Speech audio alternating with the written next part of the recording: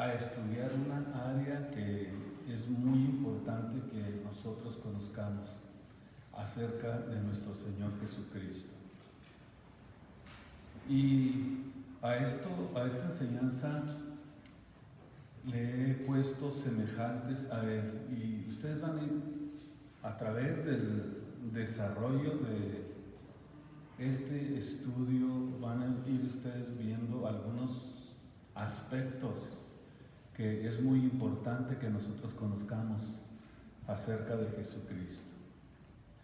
Por eso, al estudiar la vida de Jesús, aprendemos doble referencia sobre lo que es el significado que tenían los eventos para Jesús. Fíjense lo que le digo, los eventos que tenían para Jesús y qué aplicación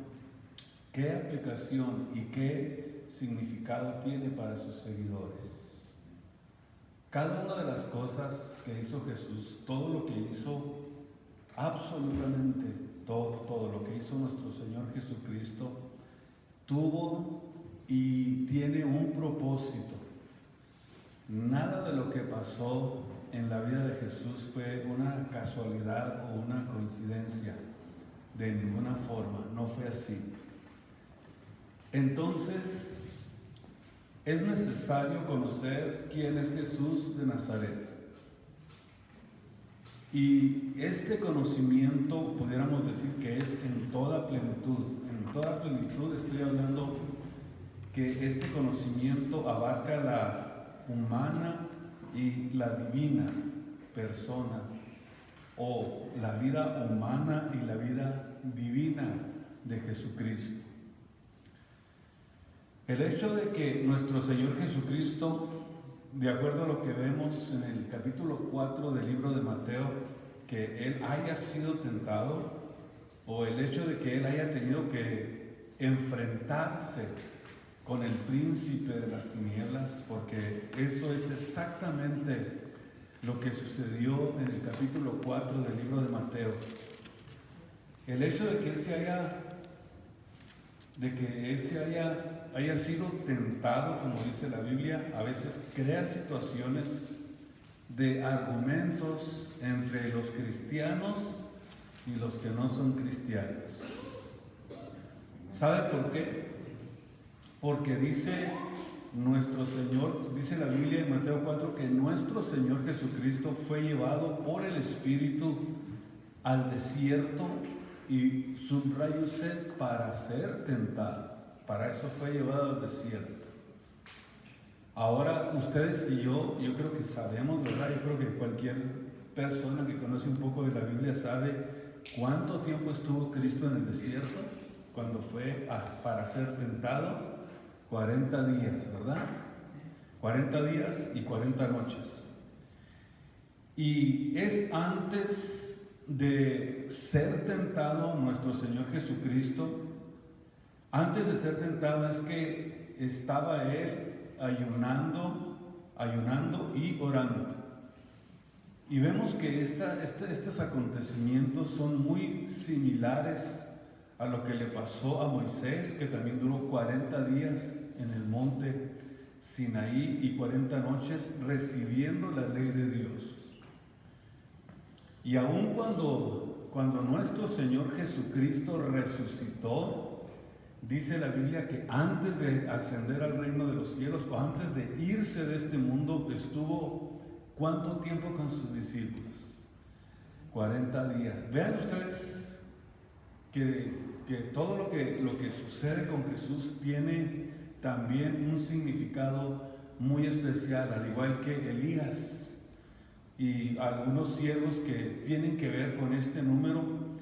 Y sin embargo vemos que cuando Jesús estuvo aquí con sus discípulos después de haber resucitado, la intención de haberse quedado 40 días más, según el libro de los Hechos 1 al 4, fue para prepararlos y para fortalecerlos en la fe, para que entendieran perfectamente la doctrina de nuestro Señor Jesucristo.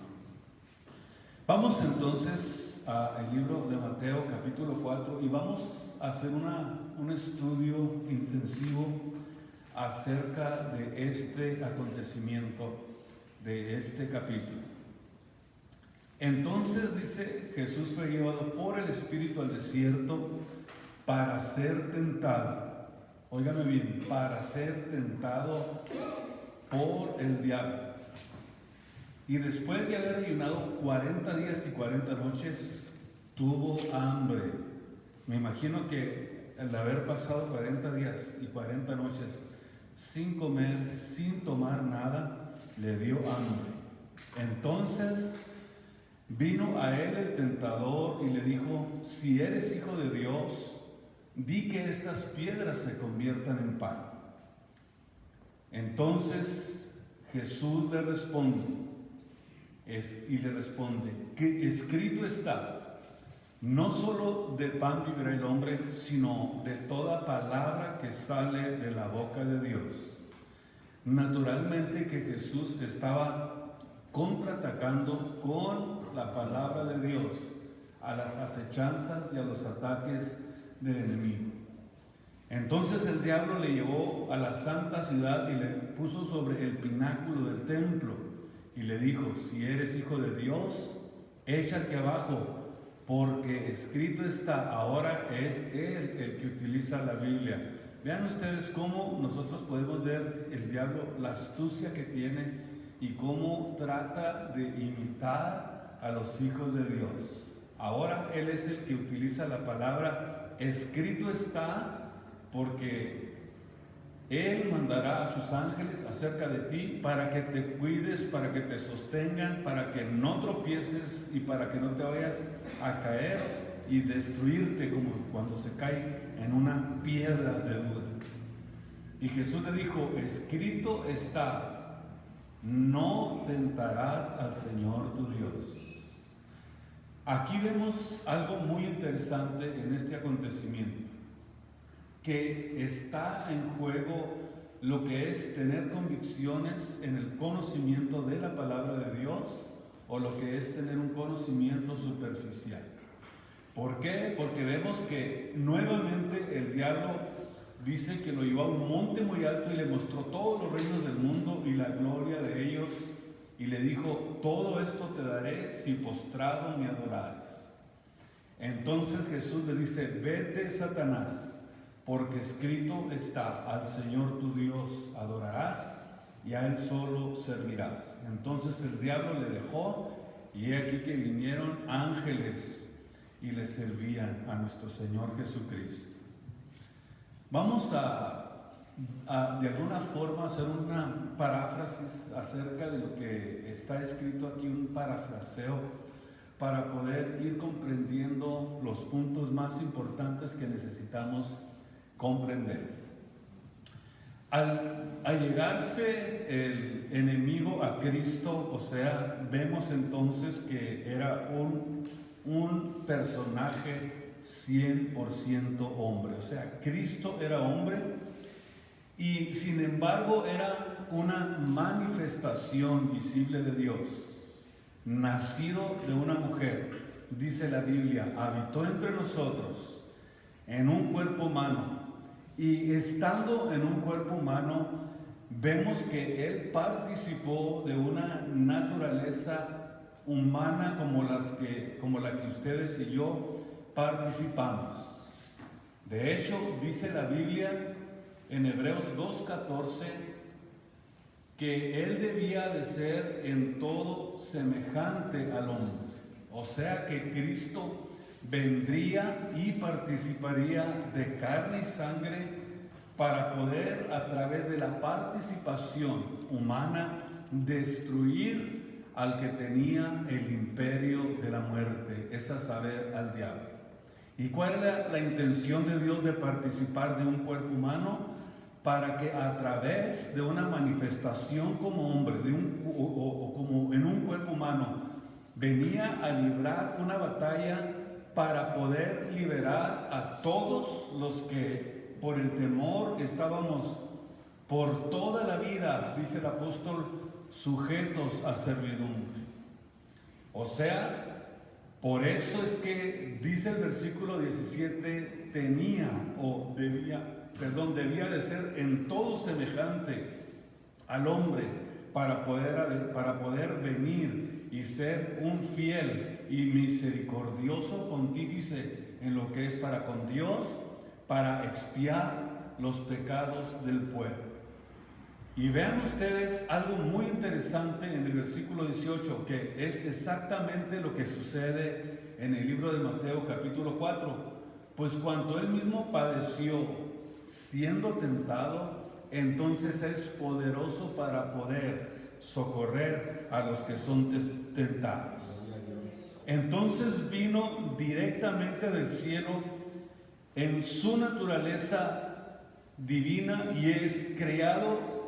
Y esto es precisamente, lo que ha creado mucha confusión acerca de lo que es el conocimiento de Jesús. La razón por la que a veces es difícil de poder entender a Jesús es porque no lo vemos que Él no solamente estaba participando de una naturaleza humana, sino que ahí todavía, en ese cuerpo, había todavía y existía la naturaleza divina de Dios. Y eso es lo que ha creado mucha confusión, mucha controversia para poder comprender esta área tan importante que verdaderamente sucedió con nuestro Señor Jesucristo. Si Jesús estaba en un cuerpo humano, era entonces un hombre y podía ser tentado. Y al estar participando de una naturaleza humana, estaba expuesto al pecado. Veamos lo que nosotros podemos aprender acerca de lo que es el pecado. Por ejemplo, dice el libro de Santiago, capítulo 1, algo muy importante acerca de esto. Dice que cada uno es tentado, o sea, cada uno de los hombres, de los humanos, de los que tienen una naturaleza humana, cada uno es tentado cuando de su propia concupiscencia es atraído y cebado. O sea, cuando habla la palabra concupiscencia, significa naturaleza pecaminosa. Y eso quiero que ustedes y yo lo subrayemos muy perfectamente. O sea, así que por cuanto los hijos participaron de una naturaleza humana, él también participó de lo mismo. Pero vemos en Santiago 1:14 que el hombre tiene una concupiscencia en su vida, una naturaleza pecaminosa que atrae al pecado. Síganme con mucho cuidado. Entonces, esta naturaleza que tenemos nosotros, esta concupiscencia que hay en nosotros, esa es una naturaleza que es lo que nosotros tenemos, usted y yo. O sea, el pecado que mora en mí, como decía el apóstol Pablo, me invita a pecar. ¿Por qué causa me invita a pecar el pecado a mí? Por la concupiscencia que tengo en mi cuerpo, en mi vida. Y se refiere también a los deseos pecaminosos que brotan del ser humano. Esa es también la concupiscencia. ¿Y qué es lo que hace cuando estos deseos pecaminosos brotan del ser humano y tienden a querer satisfacer precisamente los deseos de la carne? Es ahí donde radica la verdadera lucha espiritual de todos los humanos, de todos aquellos que tienen esta concupiscencia. Sin embargo, vemos a Jesús en el cuadro que la Biblia dice que fue tentado en todo según nuestra semejanza, pero sin pecado. Ahora vamos a tratar de comprender qué es lo que significa esto. Al decir la Biblia que fue tentado en todo según nuestra semejanza, Hebreos 4:15, pero sin pecado, vemos entonces que la naturaleza de Cristo era una naturaleza humana, pero era una naturaleza que no estaba sellada con la concupiscencia que nosotros tenemos.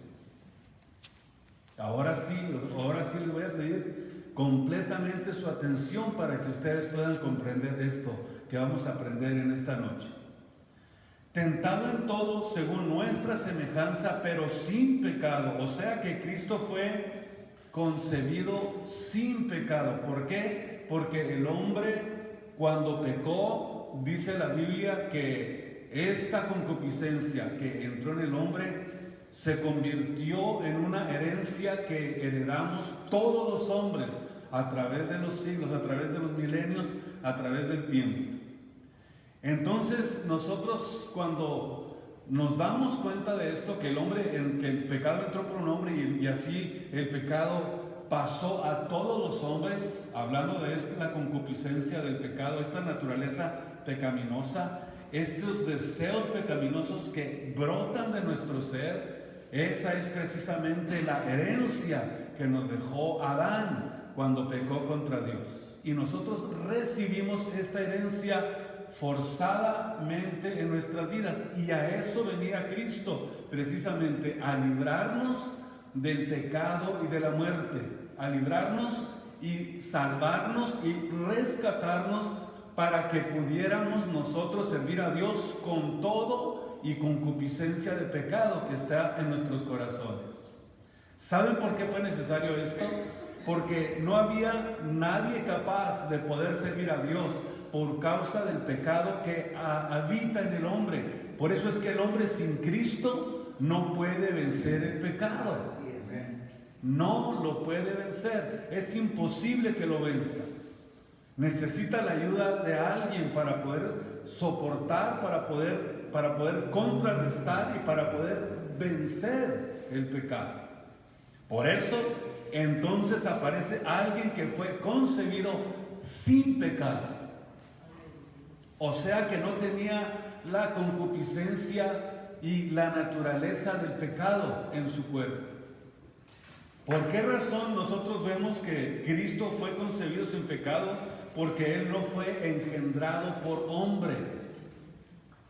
Y es precisamente donde está la diferencia de lo que está diciendo el apóstol en Hebreos 4:15, cuando dice que es sin pecado. O sea, Cristo no tenía la concupiscencia de pecado que nosotros tenemos, porque no fue engendrado por hombre, sino que la Biblia dice que fue engendrado por obra del Espíritu Santo. Y ahí es ahí donde nosotros vemos la diferencia que existe. O sea, vemos entonces que Jesús no fue engendrado por hombre, sino que Él es engendrado por el Espíritu Santo, y al ser engendrado por el Espíritu Santo nació con una naturaleza expuesta al pecado, pero sin concupiscencia de pecado, no como nosotros que tenemos la concupiscencia de pecado y una naturaleza pecaminosa. ¿Por qué? Porque mis padres son pecadores. Y cuando yo tengo hijos, yo les transmito a mis hijos ese virus asesino que se llama pecado. Así que van a tener que tener mucha paciencia para ir ustedes ahí poco a poquito, ¿cómo se dice? Adoptando la idea y comenzando a darle vueltas. Bueno, ¿cómo está esto? ¿Cómo está esto? La Biblia es muy clara y lo enseña. Por eso necesitamos aprender esto.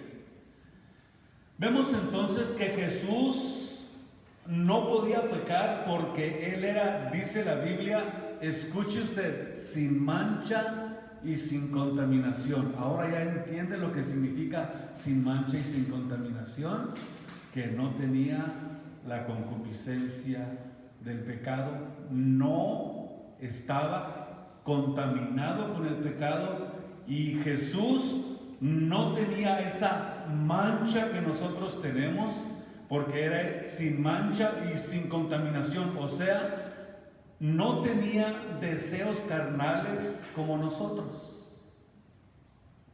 porque Él nació, dice la Biblia, sin pecado y sin naturaleza pecaminosa, porque su naturaleza era divina, porque Dios es un Dios santo y Él no puede engendrar pecado.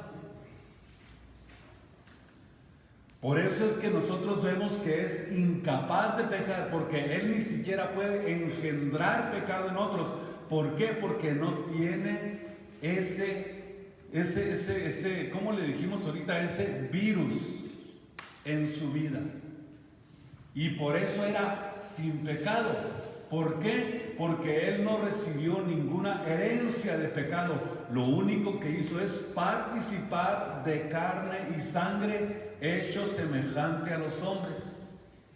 Y hallado en la condición de hombre, dice la Biblia, que se humilló hasta la muerte para pagar el precio del pecado que era necesario que se pagara para poder, óigame bien, ser nosotros rescatados del pecado y de la muerte, gracias a que apareció un cordero inocente, sin mancha y sin contaminación, ya ordenado, dice la Biblia, desde antes de la fundación del mundo. Así que ustedes vayan allí poco a poquito asimilando eso. La razón es porque Él no era engendrado por el pecado, no tenía la naturaleza del pecado. Por eso Él no miraba con mirada codiciosa como nosotros. En 2 de Corintios capítulo 5 versículo 21, para que vayan ustedes digiriendo esto, porque yo sé que se les atragantó un poquito la garganta, me imagino, para poder entender esto, pero poco a poquito vayan digiriéndolo.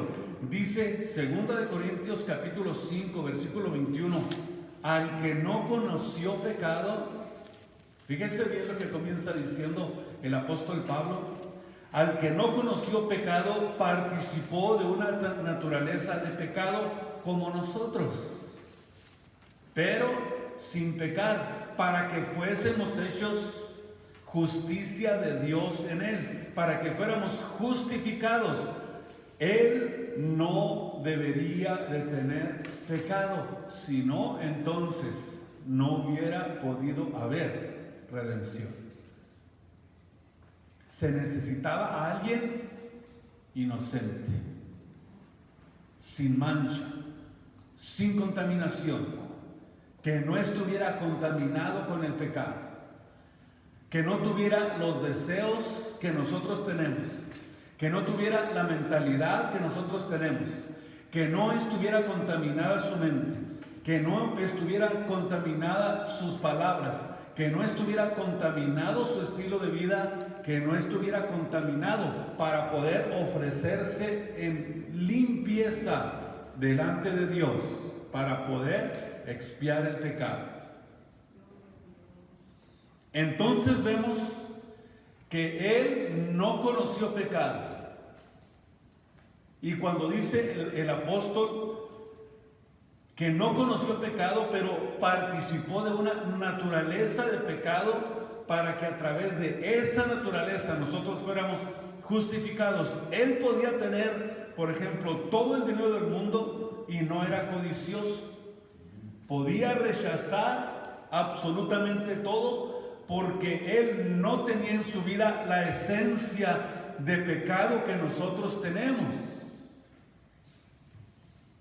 Por eso, ¿qué es poder caer en tentación? Y por eso es que necesitamos entender que el enemigo siempre buscó la forma de hacerlo tropezar, de hacerlo caer en pecado, de que cada vez que él se allegaba a él para tentarlo, utilizaba todas las artimañas para que él caiga. Y todos aquellos que se han entregado a Cristo con todo su corazón y comenzaron a caminar con Él y comenzaron a darle su vida a Él, precisamente nosotros también desde ese momento nos convertimos en el blanco del enemigo. Y va a querer desalentarnos, va a utilizar todas las artimañas para que no sirvas a Dios. Va a buscar la forma de desalentarte, de dividirte del cuerpo de Cristo, de sacarte del plan de Dios, de que ya no continúes hacia adelante, que todo lo que suceda en el círculo donde te estás desarrollando no te guste, no te parezca, estés incómodo, no alabes a Dios, no puedas servirle y no puedas avanzar. Él va a hacer todo lo posible para que en ti también suceda lo mismo que Él sucedió, porque la Biblia dice que Cristo fue tentado en todo, o sea, en todas las áreas de su vida. Gloria al Señor. Él fue tentado, pero en su naturaleza divina jamás fue inquietado por el pecado. Porque Él no puede ser tentado del mal, ni tampoco puede pecar. Fíjese bien lo que le estoy diciendo. Dice la Biblia que Él no puede ser tentado de los malos, dice Santiago. ¿Se fijan ustedes? Que Él no puede de ninguna forma tentar, ni tampoco ser seducido por la tentación. Versículo que estamos leyendo. Cuando alguno es tentado, versículo 13, no diga que es tentado de parte de Dios. ¿Saben por qué? Porque Él, nuestro Dios, no puede ser tentado, subráyenlo, por el pecado o por el mal. Versículo 13, ¿sí lo leyeron? No puede ser tentado por el mal. ¿Por qué Cristo no podía ser inquietado por el pecado? Porque Él era de naturaleza divina. Él era de una naturaleza sin pecado. Él era de una naturaleza que no fue engendrado por el hombre. El único que tiene ese engendro es el hombre. Dice la Biblia que la muerte así pasó a todos los hombres por generaciones.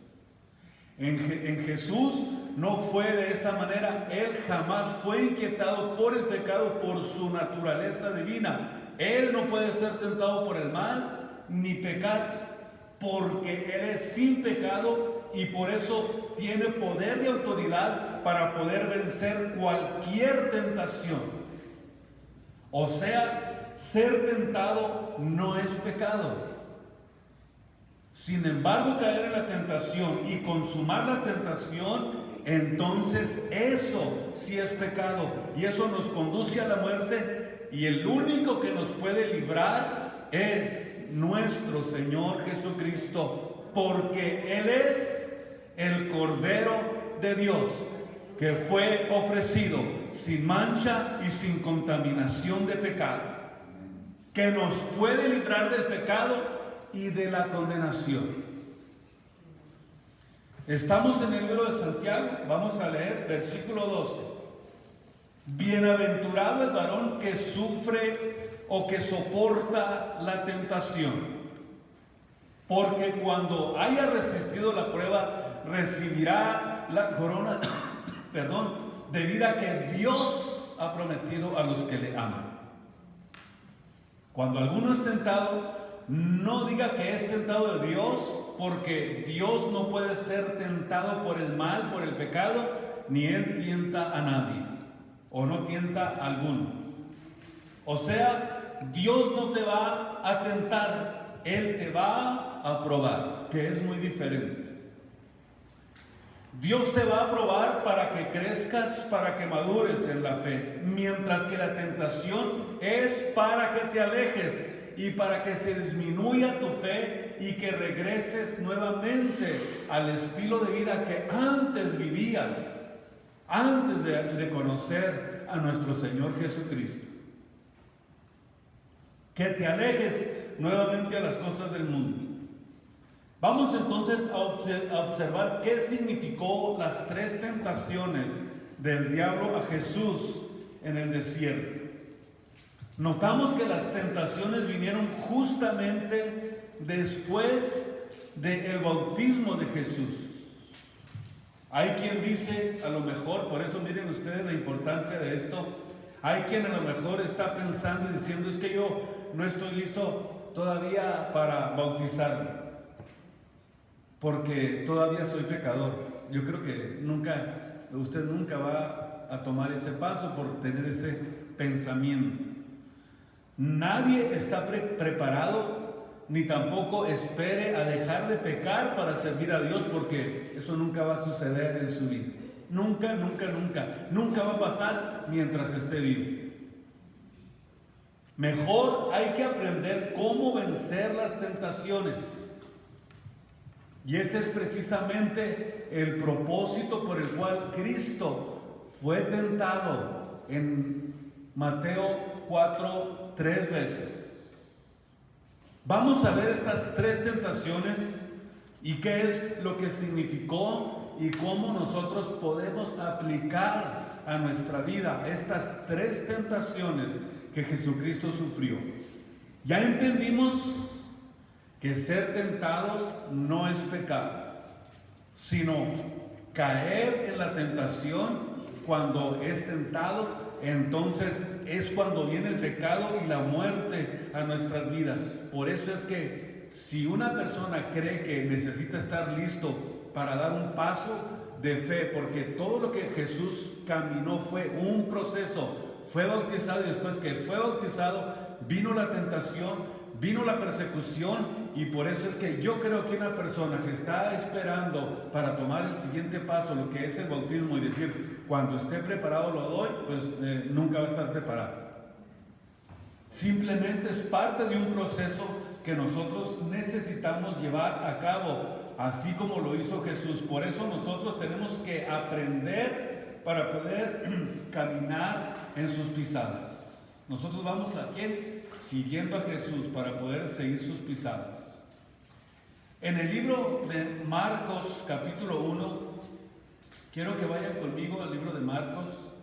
Vamos a ver el capítulo 1 y versículo 12, donde dice: y luego el Espíritu le impulsó al desierto. ¿Cuándo sucedió esto? Después de que Cristo se bautizó.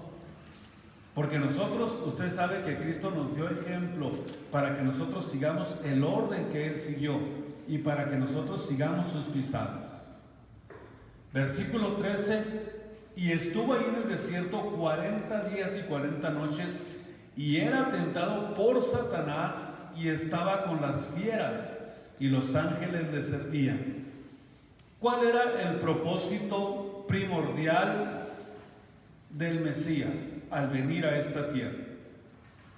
Y no solamente el hecho de venir, sino que Él tenía un plan y tenía un propósito, y venía a sufrir, venía a ser destrozado, venía a ser masacrado, venía a pagar el precio de pecado que se requería para que nosotros pudiéramos allegarnos a Dios y pagar a través de este cruento sacrificio el pago que se requería por nuestros pecados.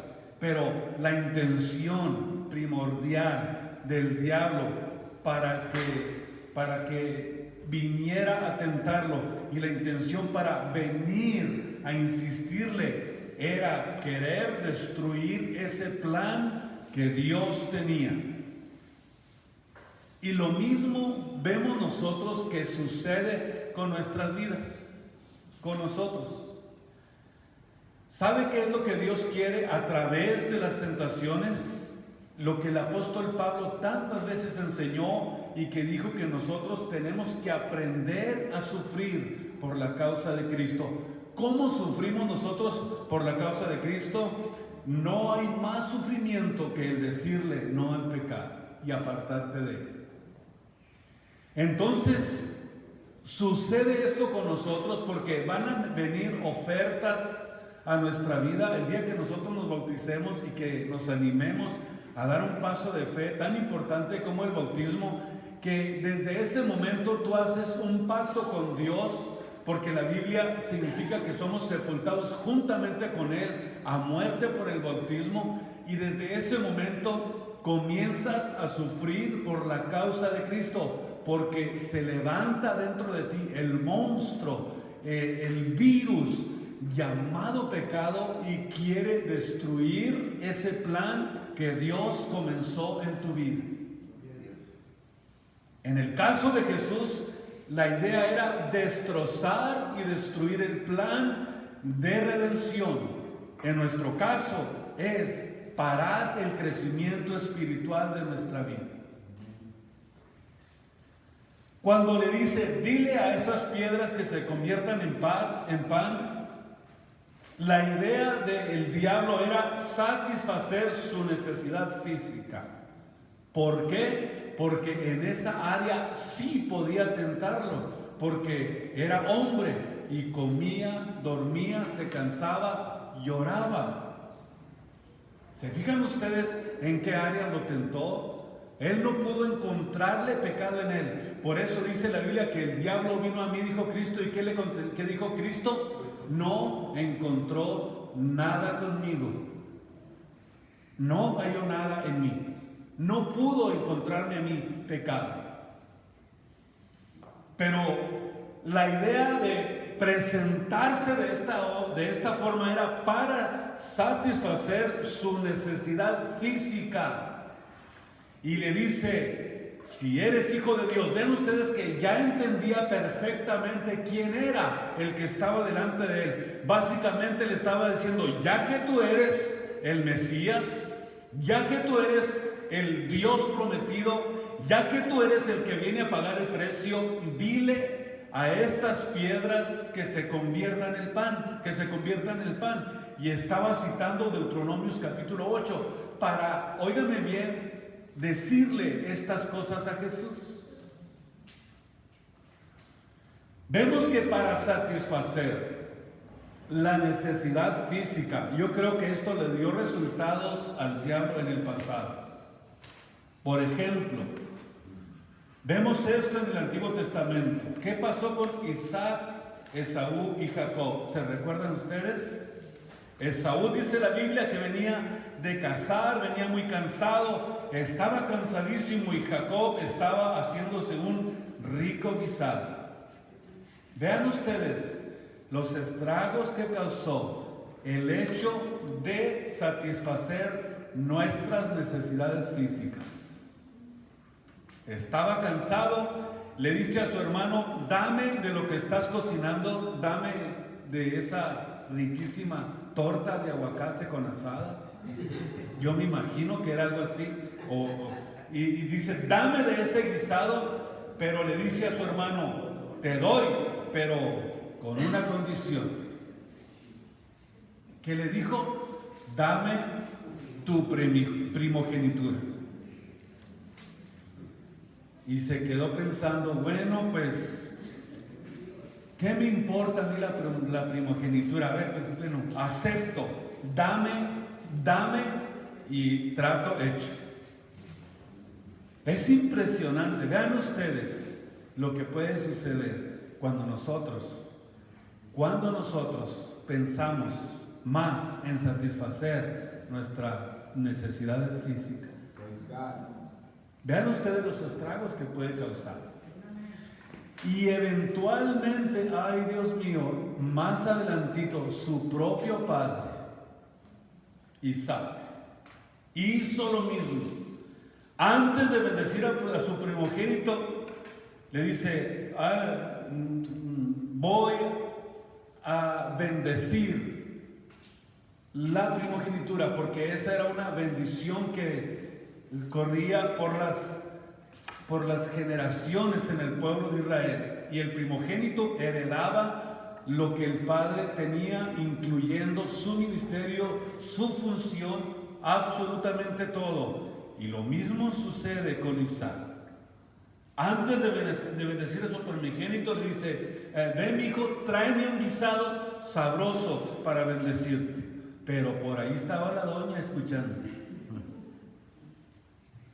Y le dijo, ¿sabes qué? Tu padre va a bendecir a Isaac. Yo te ayudo. Cuidado, mames. ¿Y qué vemos? Que su mamá le ayuda. ¿Y qué fue lo que sucedió eventualmente? que le dio la bendición al hijo equivocado por un guisado. Entonces quiere decir que el ataque del enemigo no era sencillo si lo vemos desde el punto de vista bíblico. ¿Por qué? Porque vemos estragos que sucedieron en el pasado. ¿Y qué sucedió eventualmente? Que le dio la bendición al que no debería de haberle dado la bendición. ¿Cuántas veces por satisfacer una necesidad física despreciamos lo que Dios quiere darnos? Nos enfocamos en el trabajo, nos enfocamos en lo que yo quiero y no en lo que Dios quiere. Y eso es algo muy importante que nosotros tenemos que aprender en la palabra de Dios. ¿Y qué es lo que pasa? Lo mío es primero, las cosas mías son primero. Eso es lo primero, mis necesidades. La iglesia del Señor, allá que se las arregle. Si me sobra, le doy a la iglesia. Y eso es precisamente el error que muchos hijos de Dios están cometiendo. Dios nos ha dado el poder para glorificar su nombre, pero llega el momento que tienes una necesidad y Dios lo hace con la intención de probar tu fidelidad. Y vemos entonces que Satanás es muy hábil para engañar y comenzamos tomando decisiones sin consultar a Dios, solamente por satisfacer una necesidad física. Por eso es tan importante la sumisión, y es aquí donde está precisamente este principio.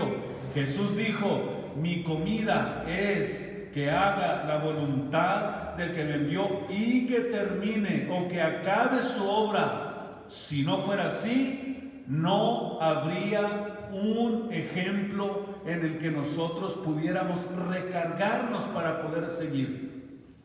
Pero si lo hacemos de esta manera, vemos entonces que no habría un mal ejemplo en los hogares. No habría rebeldía, no habría enemistad entre los hermanos y todos estaríamos enfocados no en necesidades físicas, sino en la voluntad de Dios.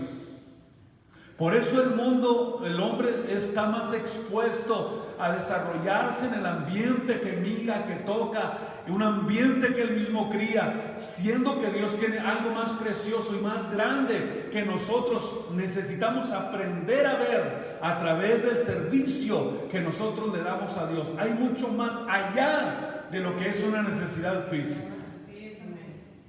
Mucho más allá. Por eso Jesús le responde a la tentación de Satanás con autoridad. Le responde sin titubeos.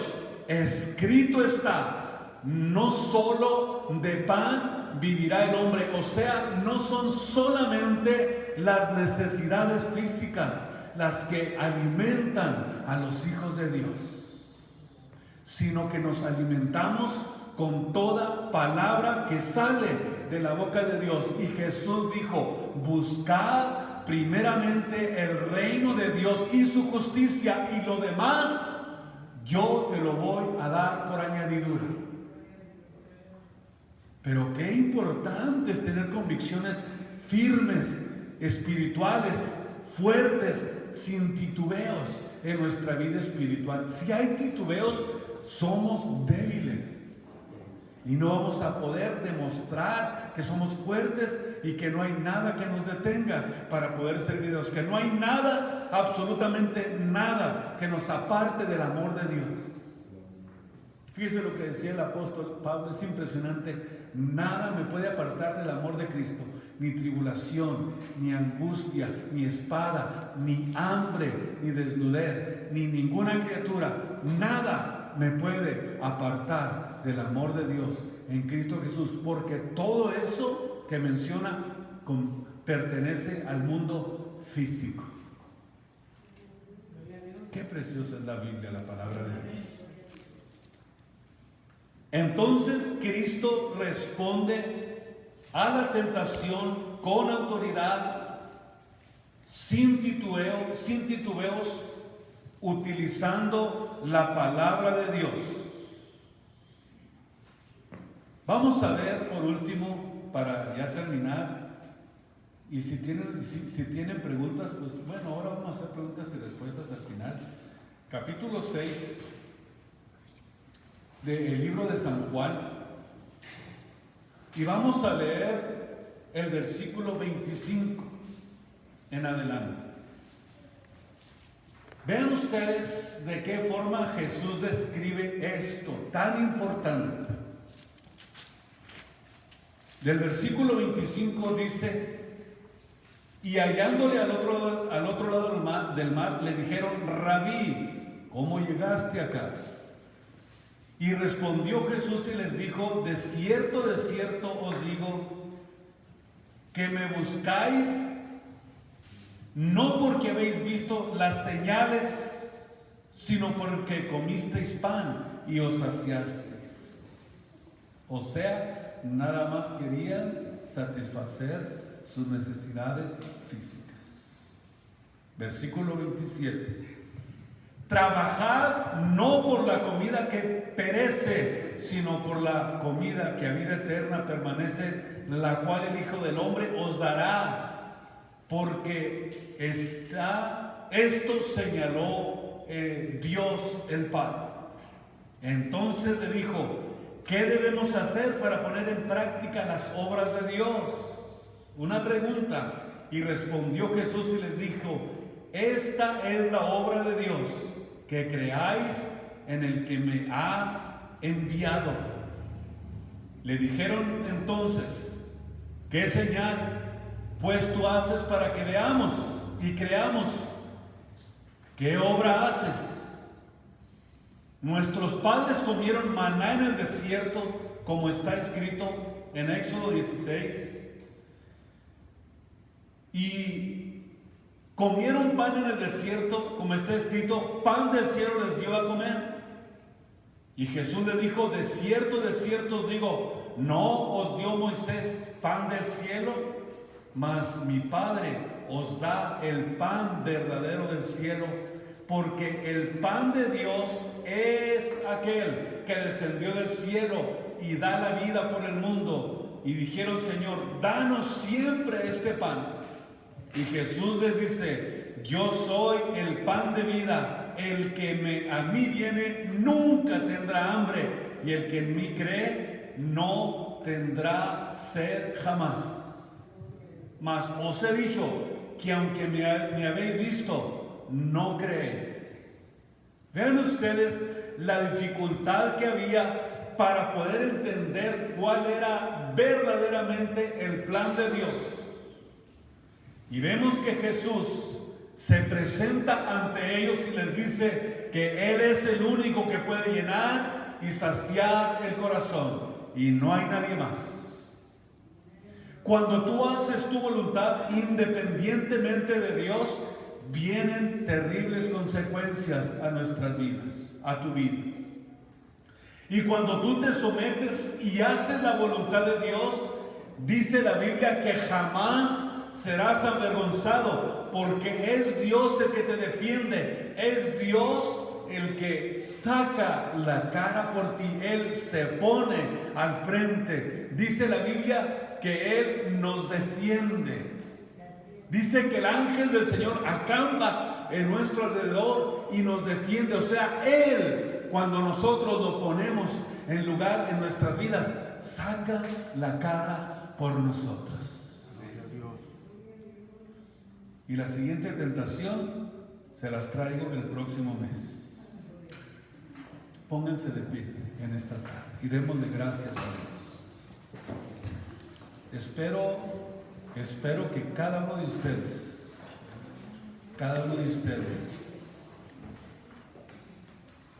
disfrute estos momentos de la palabra de Dios, porque es lo más precioso que nosotros tenemos en esta tierra, su palabra.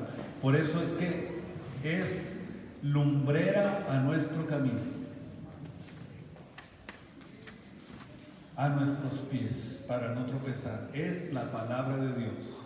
Así que no con solamente vivirás solamente con pan. Hay algo mejor que eso. Hay algo mejor.